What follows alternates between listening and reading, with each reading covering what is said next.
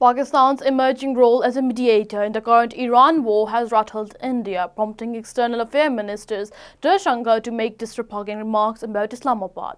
The comments they came after Indian Prime Minister Narendra Modi's government came under fire over what the opposition described as the country's isolation after siding with Israel ahead of the war.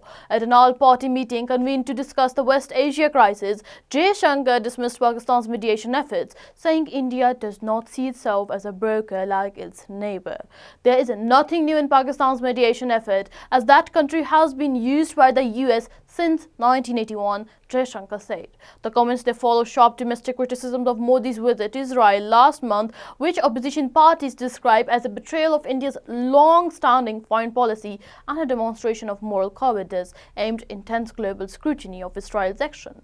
Pawan Khera, a leader of the Congress party, raised a pointed question while recalling past events. He said that when the Ukraine war broke out, Narendra Modi visited and his supporters claimed that Papa has gone to stop the war. So, was that not an action as a broker? Narendra Modi is known for its eagerness to please, unnecessarily engaged in a forced embraces with global leaders, and at the time of the war, he rushes to Israel in pursuit of what Pawan Khera described as a fake medal, thereby placing India on the wrong side of history.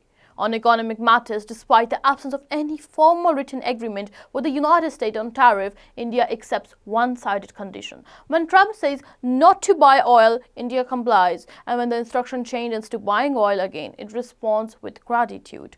Aren't all these actions characterized as flattery and brokerage?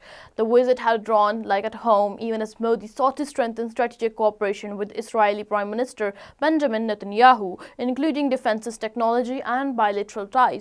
On the other hand, Pakistan is rapidly positioning itself as a central diplomatic player, with officials and international reports pointing to Islamabad's growing role as a key intermediary between Washington and Tehran in efforts to prevent a wider regional conflict.